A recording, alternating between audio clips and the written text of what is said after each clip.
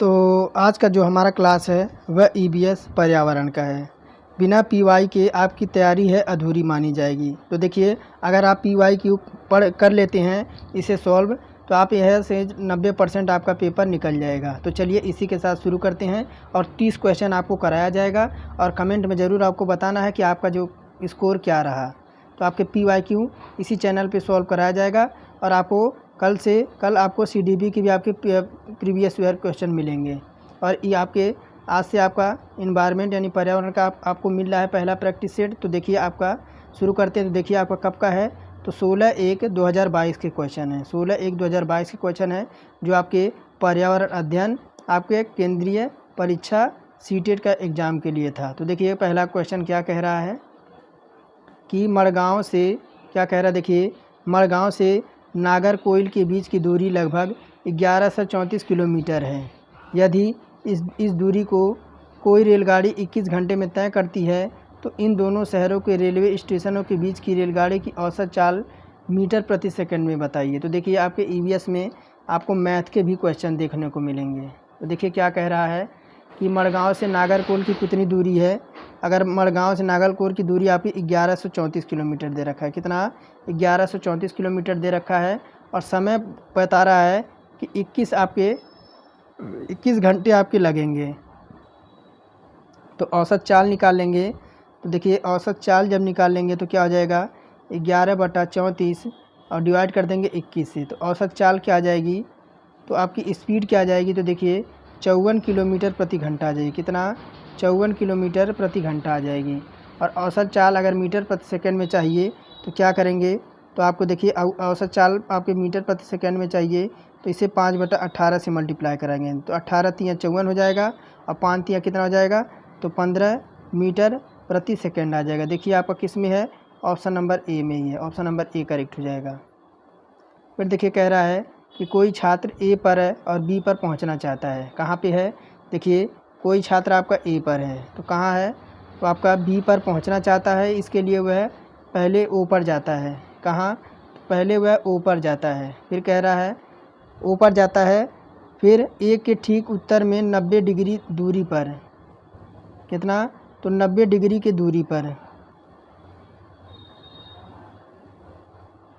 देखिए क्या कह रहा है, 90 डिग्री की दूरी पर, यानी 90 डिग्री आपका यहाँ हो जाएगा। और कह रहा है कि 90 मीटर दूरी पर फिर वह ओ से बी ठीक पश्चिम दिशा में 120 मीटर, यहाँ पे आपका 120 मीटर हो जाएगा। तो ए की बी से कम दूरी और बी के सापेक्ष ए की दूरी आपकी क्या हो जाएगी। तो देखिए आपने पाइथागोरस पर में पढ़ा होगा।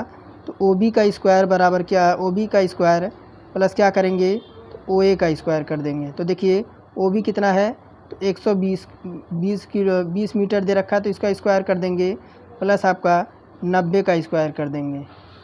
तो 120 का स्क्वायर क्या हो जाएगा, तो देखिए आपका हो जाएगा 144 आपका 00 प्लस 90 का स्क्वायर क्या हो जाएगा, तो 8100 हो जाएगा। इन दोनों को ऐड कर देंगे तो देखिए आपका बी स्क्वायर बराबर कितना आ जाएगा, आपका 22,500 आ जाएगा। इनको दोनों को ऐड करेंगे तो 22,500 हो जाएगा और अब इधर आपका हो जाएगा बी ए आपका स्क्वायर हो जाएगा। तो देखिए आपका 2250 आपका किसका वर्गमूल निकलता है, तो आपके 150 का। किसका, तो 150 का। तो देखिए ऑप्शन नंबर हमारा सी करेक्ट हो जाएगा। क्या, ऑप्शन नंबर सी करेक्ट हो जाएगा कि आपका 150 मीटर दक्षिण पूर्व।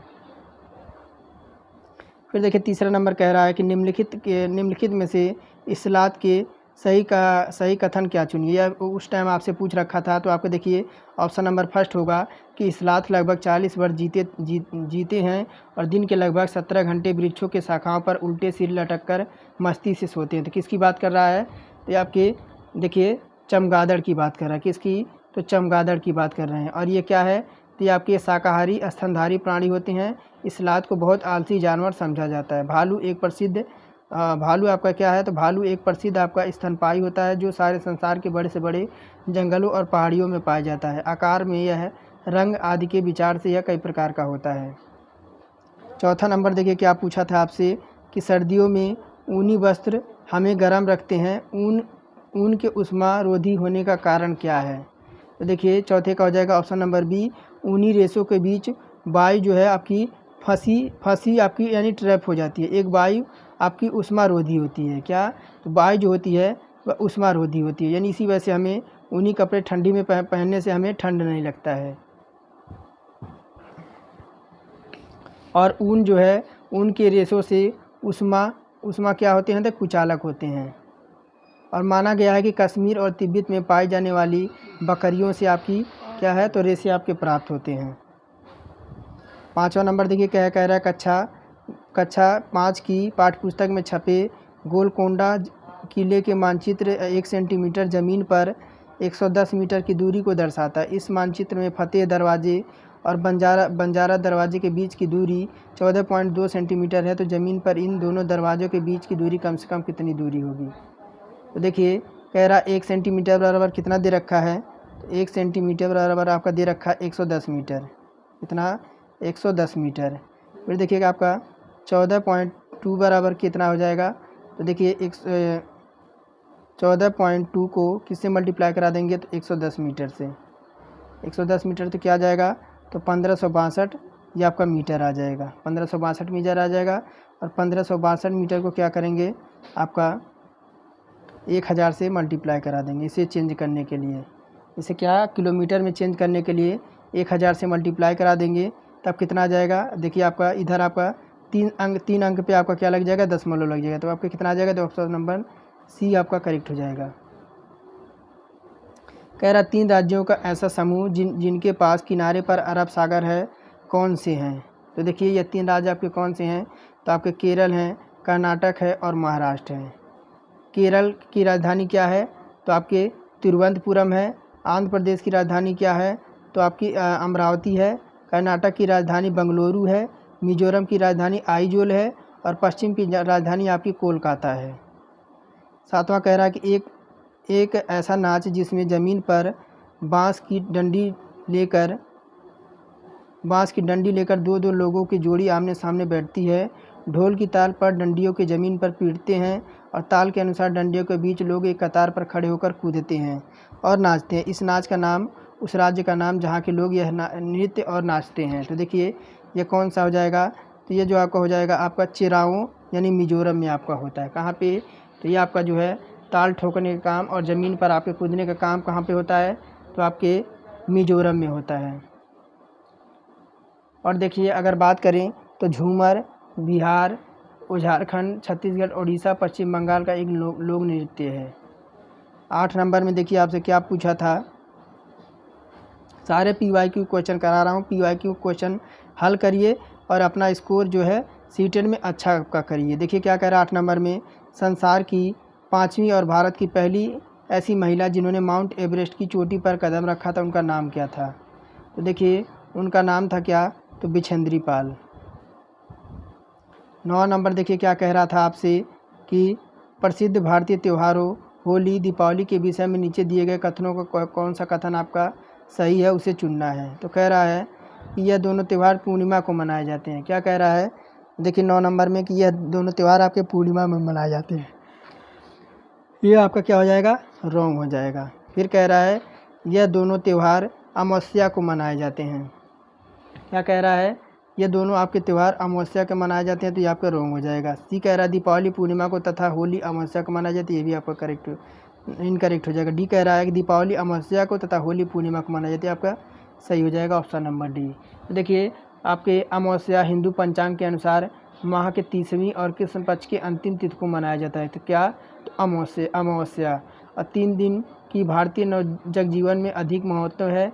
इस माह की अमावस्या को कोई ना कोई पर्व अवश्य में आपका मनाया जाता है। पूर्णिमा में चंद्रमा का उदय होता है और अमावस्या में चंद्रमा का अस्त होता है।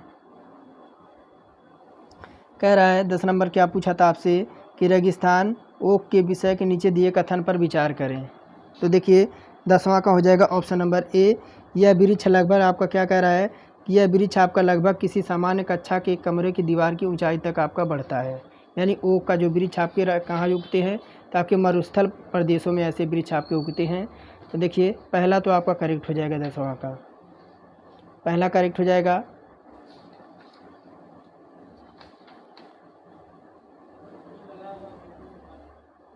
पहला करेक्ट हो जाएगा। फिर दूसरा देखिए क्या कह रहा है दूसरा देखिए कह रहा है कि यह वृक्ष अबू धाबी में पाया जाता है। कहाँ पे? यह वृक्ष आपका जो है वह अबू धाबी में पाया जाता है, तो ये भी आपका दूसरा होगा, आपका इनकरेक्ट हो जाएगा, यह आपका गलत हो जाएगा। तीसरा कह रहा है यह वृक्ष के तने में जल एकत्र होता है और यह स्थानीय लोगों को जब आवश्यकता होती है तो पाइप से जल निकाल कर पीते हैं। तो देखिए तीसरा आपका करेक्ट हो जाएगा। चौथा देखिए क्या कह रहा है कि इस वृक्ष की जड़ें वृक्ष की ऊंचाई के लगभग 30 गुनी गहरी तथा ज़मीन में भीतर होती हैं, जहाँ तक जल तक ना पहुंच जाए। तो ये आपका ये भी सही हो जाएगा। तो देखिए आपका कौन सा सही होगा? पहला, तीसरा और चौथा। ऑप्शन नंबर ए करेक्ट हो जाएगा। फिर देखिए 11 क्या कह रहा है कि हमारे देश में ऐसे गांव हैं जहां के ग्रामवासी अत्यधिक वर्षा होने के कारण अपने घरों को बांस के खंभों पर ज़मीन से 10 से 12 फीट यानी 3 से 3.5 मीटर ऊंचाई पर बनाते हैं। इन घरों को अंदर से लकड़ी का बनाया जाता है। यह गांव कहां से होने वाला है? तो देखिए ऐसा घर आपके कहाँ पे बनते हैं? तो आपके असम में। 12 नंबर देखिए क्या कह रहा है कि नीचे दिए गए हमारे देश के अन्य राज्य केंद्र शासित प्रदेश के अधिकांश सामान्यतः लोगों को नारियल डली हुई किसी में करी के साथ उबले हुए आपके टपियोका खाना से अच्छा लगता है।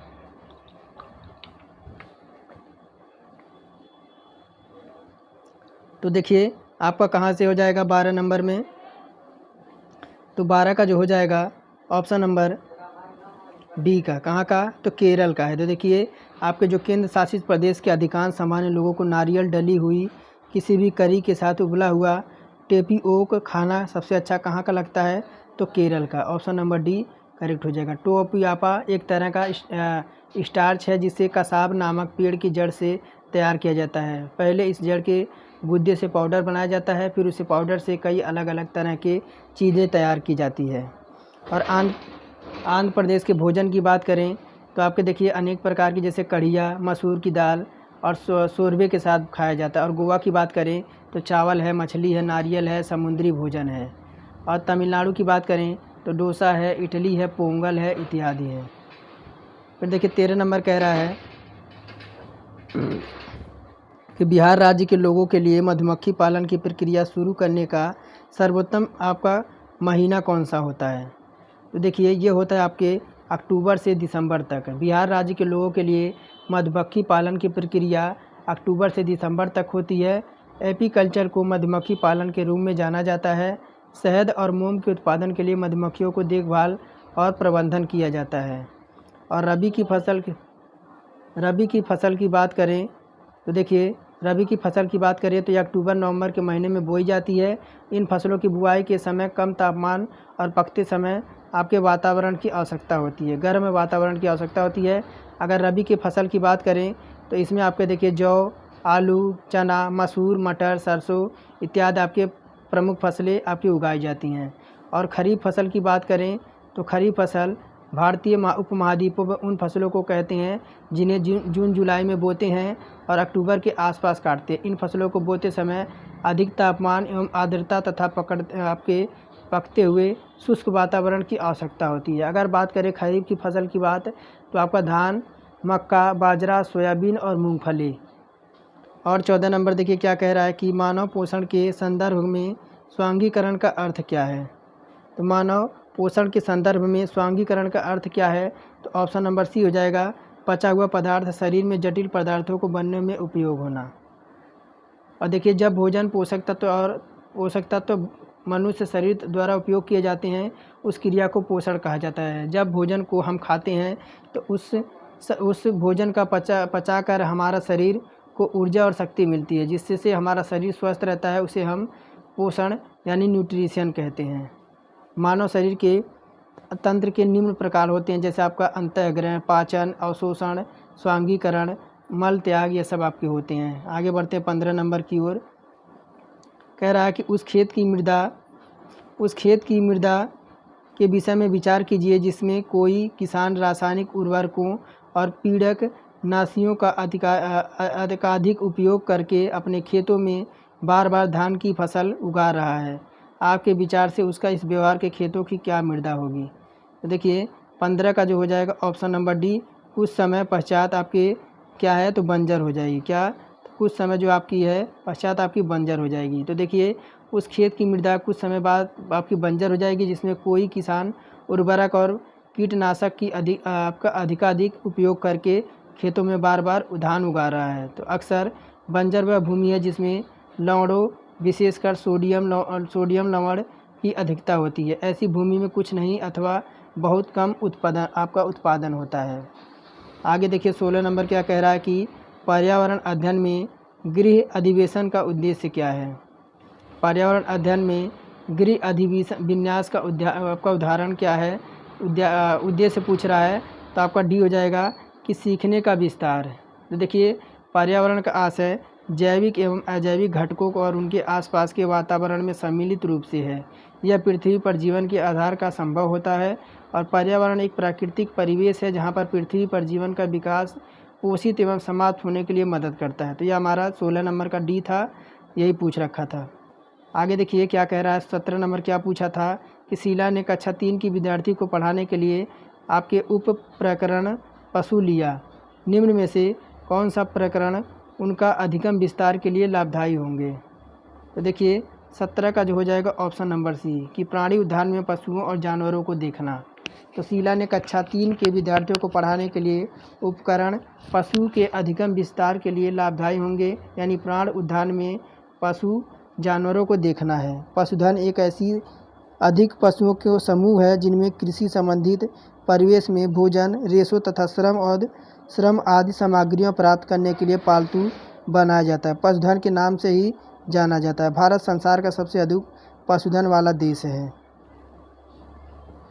18 नंबर देखिए क्या कह रहा है। जल से संबंधित त्योहारों का समुदाय द्वारा मनाने का ज्ञात करने के लिए सर्वाधिक उपयुक्त कौन सी है। यानी जल से संबंधित जो त्यौहार है या कौन सा समुदाय द्वारा मनाने की ज्ञात करने के लिए सर्वाधिक उपयुक्त युक्ति है। तो देखिए 18 का जो हो जाएगा 18 का ऑप्शन नंबर सी परिवार तथा समुदायों में बुजुर्गों से बातचीत करना। देखिए जल से संबंधित त्योहारों को समुदायों द्वारा मनाने के लिए परिवार तथा समुदायों में बुजुर्गों से बात करना सर्वाधिक उपयुक्त युक्ति है। पानी हमारे शरीर के आधे से अधिक वजन को बनाता है। पानी केवल पीने के लिए ही नहीं बल्कि हमारे दैनिक जीवन के लिए भी आपका उद्देश्यों को पूरा करता है। जल हाइड्रोजन के 2 और ऑक्सीजन के 1 अणु से मिलकर आपका जल बनता है। 19 नंबर देखिए क्या कह रहा है। कक्षा 1 तथा कक्षा 2 में पर्यावरण की कोई पाठ्यपुस्तकें क्यों नहीं हैं। तो देखिए कक्षा 1 और कक्षा 2 में पर्यावरण अध्ययन की कोई पुस्तकें क्यों नहीं हैं। तो देखिए आपका ऑप्शन नंबर सी हो जाएगा कि पर्यावरण अध्ययन से संबंधित संकल्पनाएं कौशल, भाषा तथा गणित के द्वारा सिखाए जाते हैं। तो ऑप्शन नंबर सी करेक्ट हो जाएगा। 20 नंबर कह रहा है कि निम्न में से कौन सामाजिक सांस्कृतिक वातावरण का उदाहरण है। तो देखिए आपका समुदाय, कौन सा, तो समुदाय। देखिए सामाजिक सांस्कृतिक वातावरण का उदाहरण समुदाय है। सामाजिक सांस्कृतिक वातावरण विपणन और समाज और इसकी संस्कृति के बीच के संबंध को वर्णन करता है। समाज के बदलते मूल्यों और जनसंख्या वृद्धि और आयु वितरण परिवर्तन जैसे बदलावों के प्रति संवेदनशील पैदा करनी चाहिए। 21 नंबर देखिए क्या कह रहा है कि पर्यावरण अध्ययन की संकल्पनाओं का प्राथमिक स्तर पर प्रस्तुत करने का उपागम एक ऐसा है कि विद्यार्थियों को भोजन, आश्रय इत्यादि के विषय में ज्ञात करने के लिए अपने परिवार समुदायों के सदस्यों से परामर्श लेने पड़ता है। इसका कारण क्या है। तो देखिए इसका कारण है ऑप्शन नंबर सी कि आपका अधिगम का प्राथमिकता स्रोत विद्यार्थियों के सामाजिक, सांस्कृतिक और पृष्ठभूमि है। किसी भी पाठ्यपुस्तक की भाषा सरल एवं समझने योग्य होनी चाहिए। वैसे शब्दों का प्रयोग होना चाहिए जिसमें दिन प्रतिदिन की भाषा का समृद्धि हो।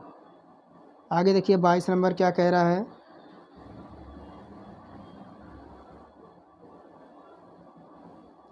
कि संज्ञानात्मक बाधित विद्यार्थियों को पर्यावरण अध्ययन करने के कौन सी युक्ति सर्वाधिक उपयुक्त है।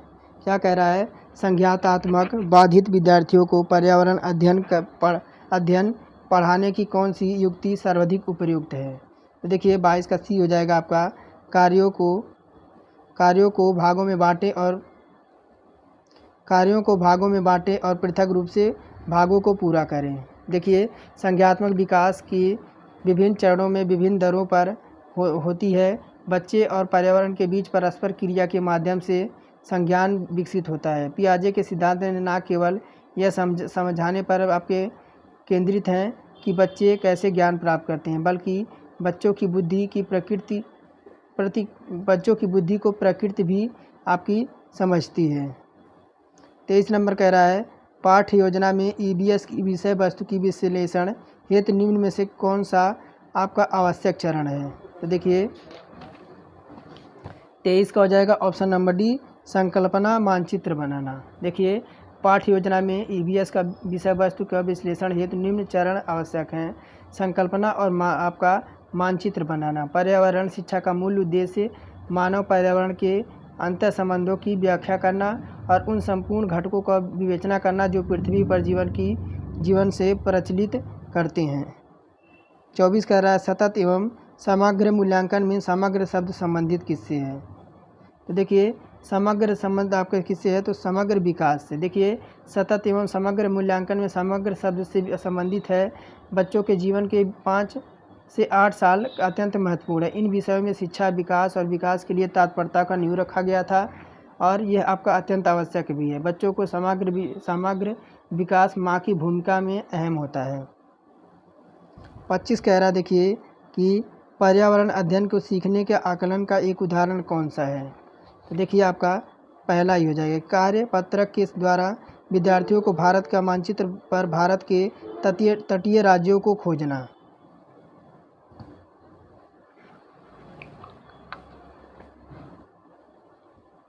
बाकी 26 नंबर देखिए कह रहा है क्या कि पर्यावरण अध्ययन NEP 2020 के अनुसार अनुभवात्मक सीखने की वृद्धि के लिए शिक्षण शास्त्रियों अभ्यासों को चुनाव कीजिए।